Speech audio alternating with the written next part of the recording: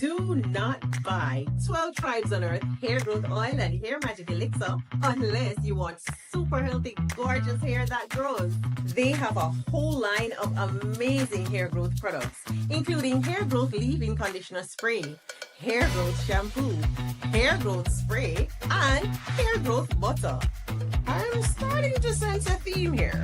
They include quality natural ingredients. They smell amazing, and you can see the results for yourself. So if you're looking for healthy hair growth for your natural or relaxed hair, try 12 Tribes on Earth today.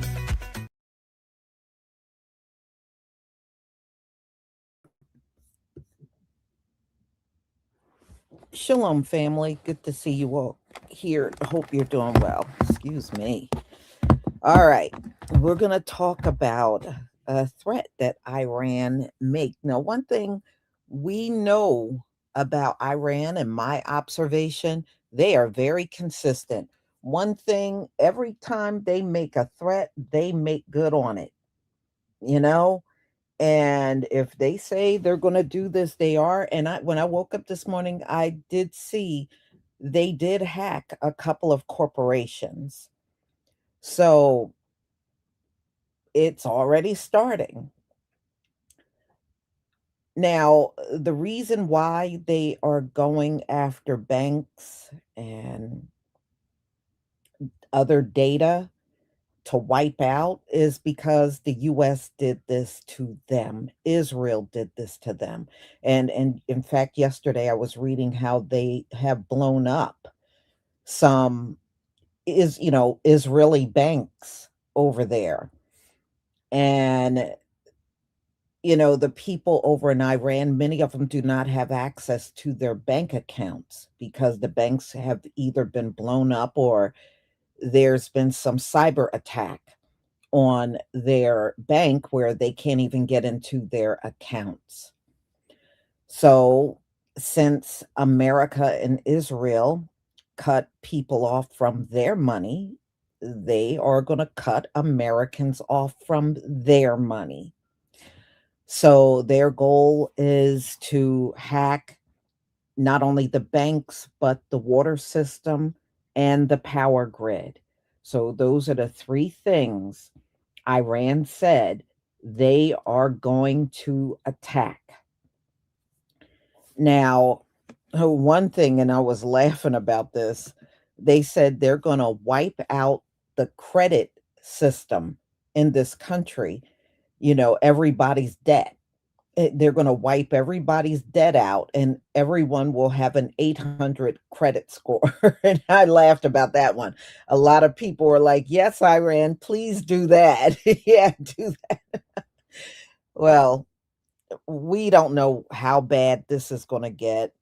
There are many people advising folks take your money out of the banks or take, at least some cash out. So if your credit card or your debit card don't work, you can at least pay in cash. And, I wouldn't put anything past this government. If everything did go down, yes, I believe they would hold all of our money hostage. Yes, I do. Yes, I do. I think they wouldn't hesitate to take things away from us. So this unnecessary war is still going strong. I was watching last night, and for part of the evening, the Iron Dome, it must have got jammed because the missiles were making it through.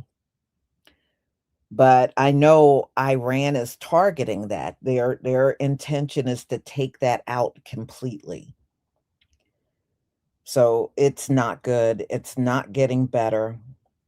Um, and I think what they're going to do, y'all, they're going to bring, and this is just my opinion, they know more people have lost their lives in the military. What I think they're going to do, they're going to bring those bodies back, but they're going to not announce it in the news. I think that's what they're going to do. The 7, they already made a big deal out of the 7 coming back, But anyone coming back after that, I think they're going to come back, but they're going to keep it out of the media. And yes, I do believe this country is rotten for doing that and trying to make believe that the casualties are that low.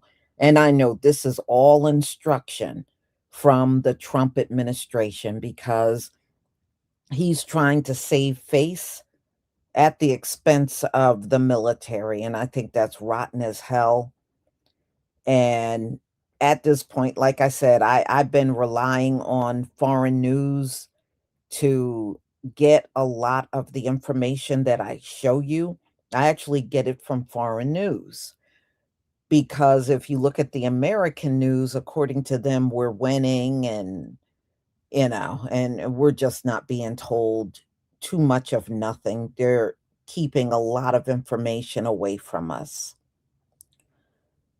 So let's go ahead and get started, ladies and gentlemen.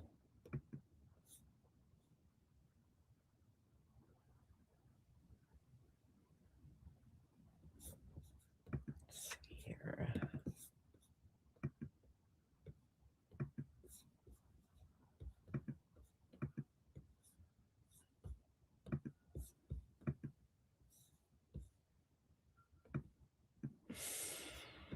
Please give me a one if you could see my screen.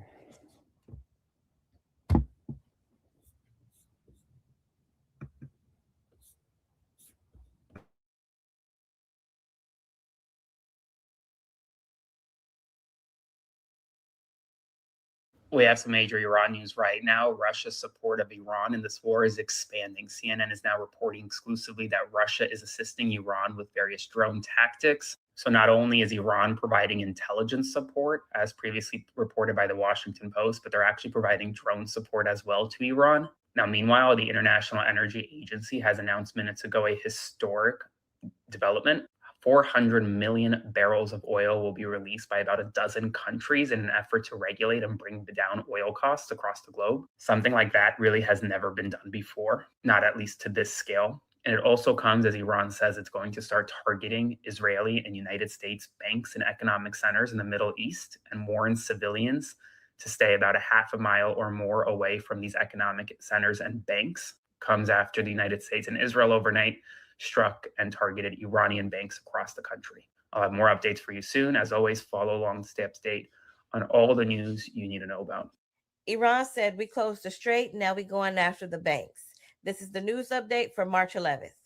Iran said eye for an eye. Y'all attack my infrastructure, I'ma attack y'all's. So last night there were a couple ships near the strait, so Iran attacked them, one of them being a ship from Thailand, and three of those people are still unaccounted for. And then Iran was like, if you want to live, stay away from the US and the Israeli base because those finna be our next targets.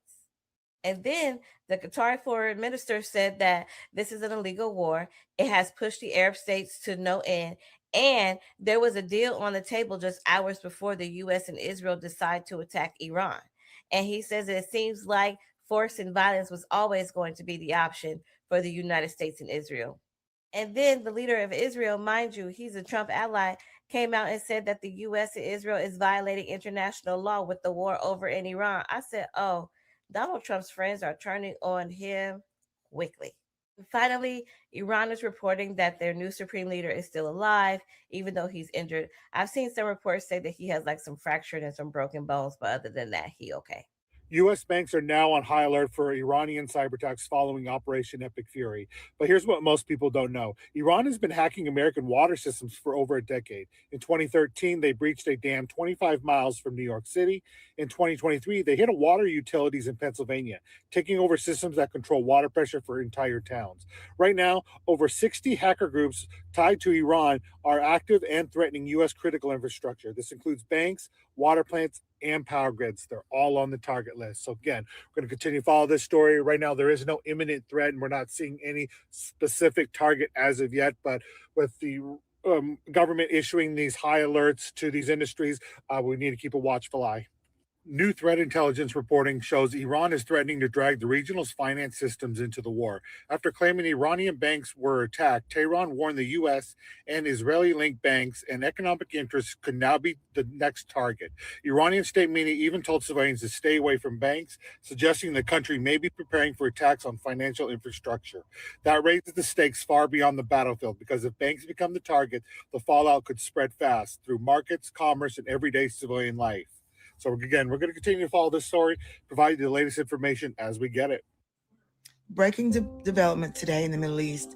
Iran is warning it could target U.S. and Israeli economic centers and banks as tensions escalate around the Strait of Ormuz, one of the most strategically important waterways in the world.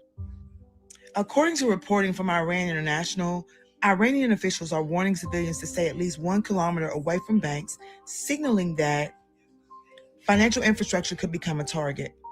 Meanwhile, Donald Trump has issued a warning of his own, demanding that Iran immediately remove any naval mines that may have been placed in the Strait of Hormuz, saying failure to do so could trigger military consequences at a level never seen before. At the same time, U.S. Defense Secretary Pete Hegseth claims Iranian forces are launching missiles from civilian areas, including hospitals, schools, while saying U.S. forces are continuing operations as Iran is badly losing. But Iranian leadership is sending a very different message.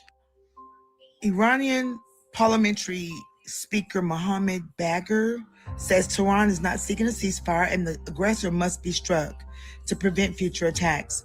And Israeli Prime Minister Benjamin Netanyahu says Israel is breaking the bones of Islamic Republic and that Iran's future leadership will ultimately be decided by the Iranian people.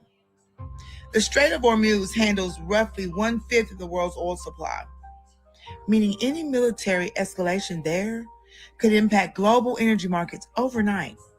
Right now, the situation remains extremely fluid. At Free Press Action Network, we'll keep tracking the facts as they develop because we check power, not people. Stay tuned. With the U.S. cybersecurity being at its weakest ever, Iran is attacking our financial systems, which means you may not be able to log into your bank here soon. The Islamic Republic says that they're going to start targeting banking infrastructure that belongs to the United States in the Middle East. They also said that they're switching to their missiles that have no lower than a payload of 1 ton. 3 Iranian drones hit vessels that were trying to transit the Strait of Hormuz last night. So now Iran is laying mines and they're going to be flying drones into the area. They are effectively creating an area denial system. Since the beginning of the Iran war, gas and fuel prices have rose 25% all over the world. The Islamic Republic is locking down the Strait of Hormuz. Gas prices are going up and they're not going to stop going up. What you have to remember with the world economy is that these pressures that you see every year on the gas prices are still going to continue depending on the time of the year. When the summer opens up and travel starts opening up, we're going to start seeing those same phenomenon of gas prices going up, just like we see every year. But this time, we're going to have pressures from the war in Iran and the Strait of Hormuz closed. We could see $8 a gallon by July. If you had a 300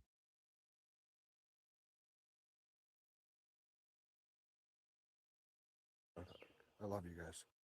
Everyone woke up today watching the US inflation report, but honestly, it was probably the least interesting thing that happened.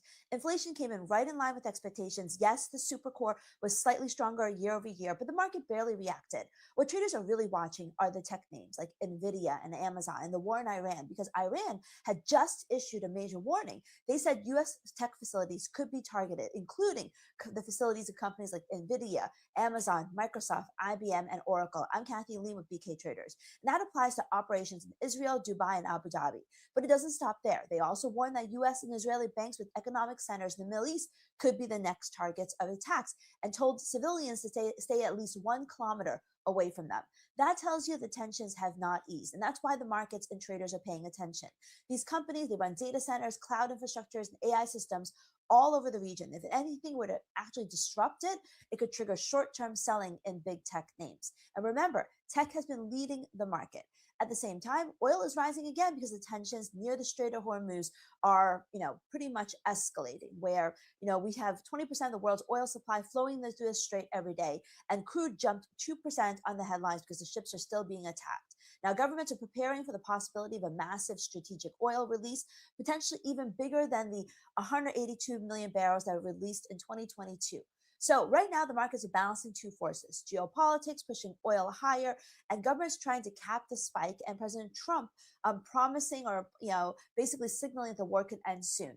For traders, that means watching tech, volatility, and oil, because if this escalates, those two markets could move first. Follow and subscribe to my channels for more real-time updates. I'll do my best to keep you on top of it. Iran's security chief just told Trump on social media, watch out for yourself, lest you be eliminated. And Iran's foreign minister said on PBS, we are prepared to continue attacking as long as it takes day 12. And those two sentences are the most honest summary of where this war stands that you will hear from anyone today. Let me begin with the statement from Ali Larijani, because it is being treated in the American press as inflammatory rhetoric rather than what it actually is, a precise, calibrated, and entirely credible strategic communication from the most powerful security official in the Islamic Republic to the President of the United States. Larijani wrote on social media, even those greater than you could not eliminate the Iranian nation. Watch out for yourself lest you be eliminated. That is not bluster. That is a man who has survived 12 days of the most intense American air campaign since the 2003 Iraq invasion, who has watched his supreme leader assassinated, who has watched his country struck across 26 of 31 provinces, and who is telling Washington with complete directness that Iran is not deterred, is not broken, is not approaching capitulation, and is prepared to take this conflict wherever it needs to go. Larijani's reference to those greater than you is a historical message that every Iranian and every serious student of Iranian political culture will understand immediately. It is a reference to the British Empire, which tried and failed to dominate Iran, to the Soviet Union, which occupied northern Iran and eventually withdrew, to every external power that has attempted to impose its will on Persian civilization across thousands of years of history. Iran is telling Washington that it is not the first empire to try this, that it will not be the first empire to succeed, and that the lessons of history are available to anyone willing to read them. The ceasefire picture on day 12 is the most complex and contradictory of the entire conflict, and I want to walk through it carefully because the mainstream press is oscillating between premature optimism and reflexive pessimism without the analytical framework to explain why both the hope and the despair are simultaneously justified. China, Russia, and France have all contacted Iran regarding a ceasefire, according to Iranian state television.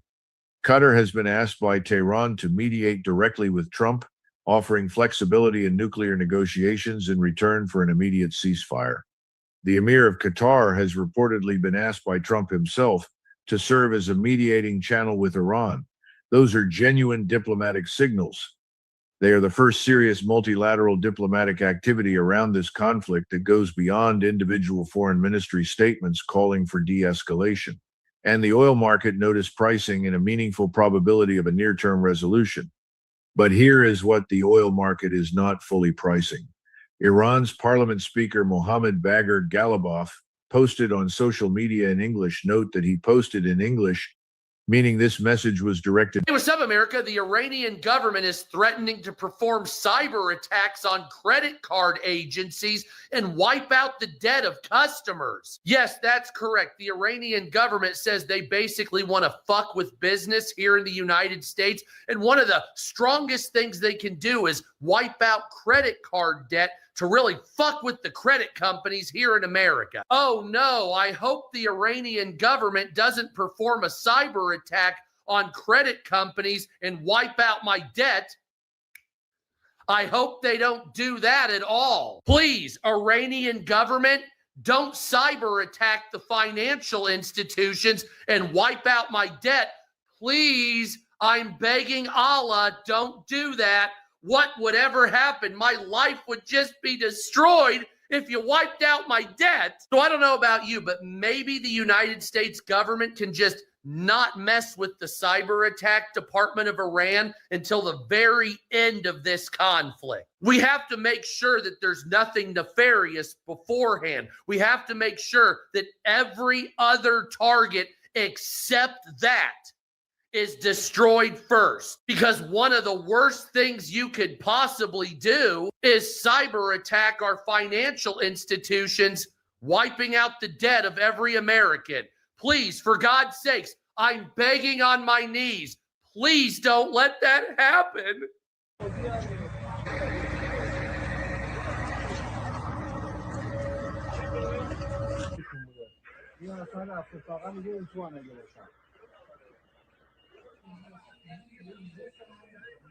Iran just issued a warning that they're going to attack the US financial system. Now, this could either mean that they're physically attacking banks in terms of bombing banks, or that they're attacking the financial system in terms of a cyber attack. We don't know exactly which one it is, but there is another reason from staying away from the traditional financial system, because it is not safe.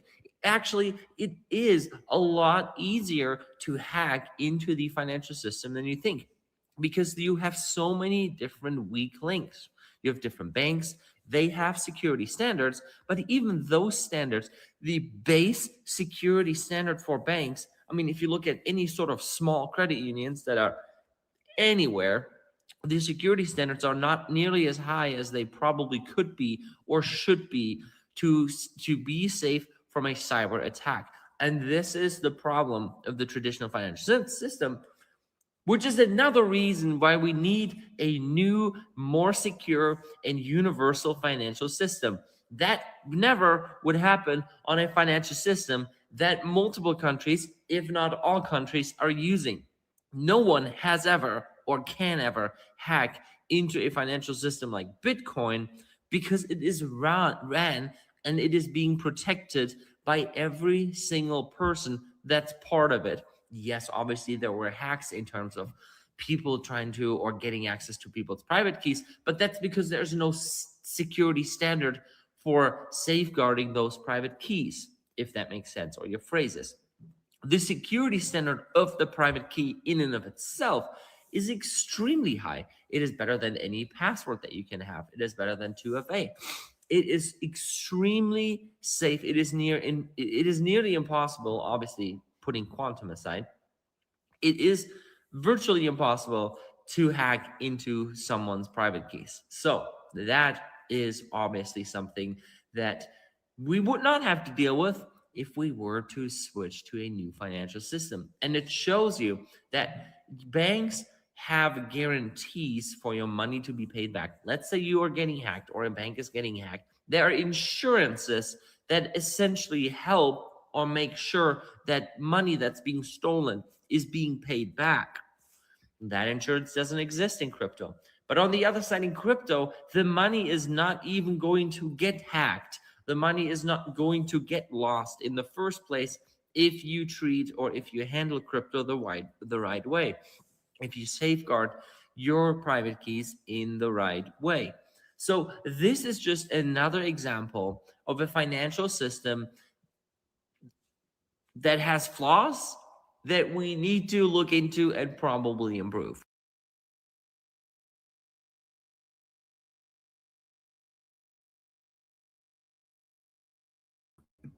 Yeah, I think y'all had some really good ideas in the chat. Yes. They should wipe out everybody's debt regardless to what it is. And I agree. They need to pad up everybody's account with at least 1 million or more. But I'm more inclined for more. So Iran, you know, when you get to the bank account, just load us up with money. Load us up. Load us up, man. Load us up.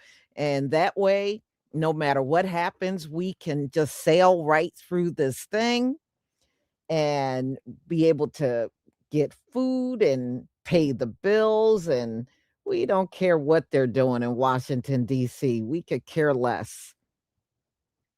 As long as we can take care of ourselves, we don't care. We don't care if everybody in Washington, D.C. go in bunkers. We could care less. Mm-hmm. So, y'all, I think they are going to make good on this, though. I really do, because there's been a lot of damage done, especially to Tehran. And, they still have not forgotten about their leader, supreme leader, being taken out. And then you took out those 153 schoolgirls. See, they didn't forget about that mess. So when they make threats like this, I really, truly believe they are going to make good on it. For real.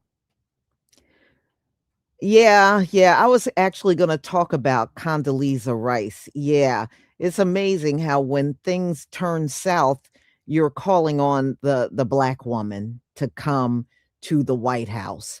And the bottom line is, I thought y'all didn't like DEI, Donald Trump. Why would you call her? Remember, you don't like DEI, and you put people that look like Condoleezza Rice out of the military.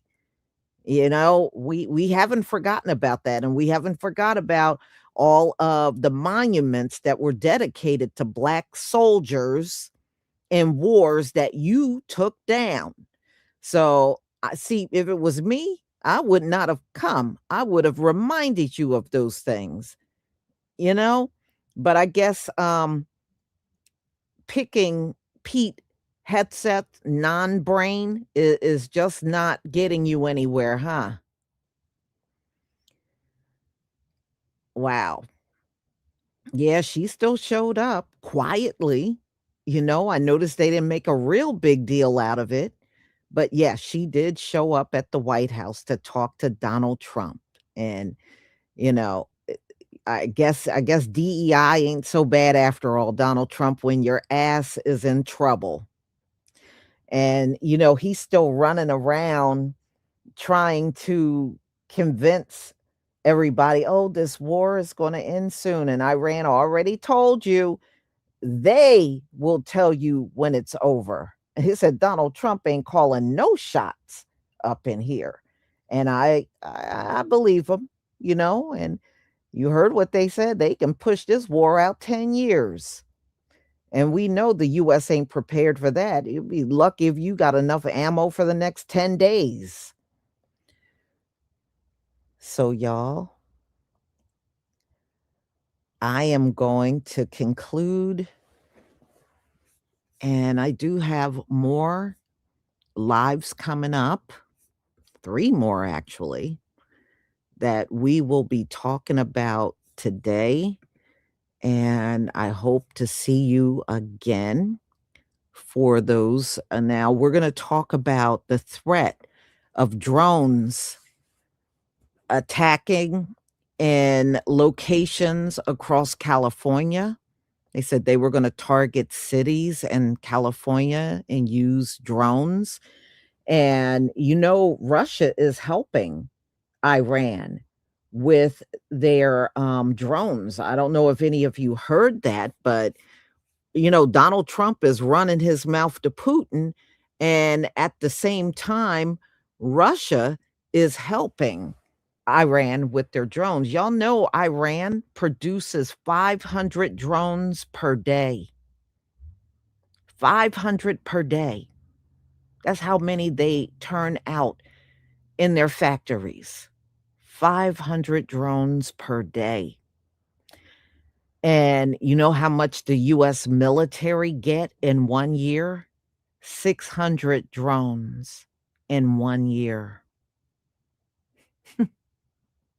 So that right there says a lot. So Iran definitely can make a lot more drones than the US. Mhm. They said it's cheap making those drones. They don't spend a lot of money on it. They do not spend a lot of money, and they're able to mass produce 500 every single day. Mm-hmm. Yeah. So we're going to talk about the potential attacks on California, and I can understand why they are picking one location, because if they can strike out at California, I'm sure other locations will be added onto their targets. But it's probably easier to get from their location to get over to California. So we shall see what happens. I have a feeling this is going to be a very interesting summer, y'all. Very interesting. So y'all have a wonderful afternoon, and I will see you at 1:45. Shalom, family.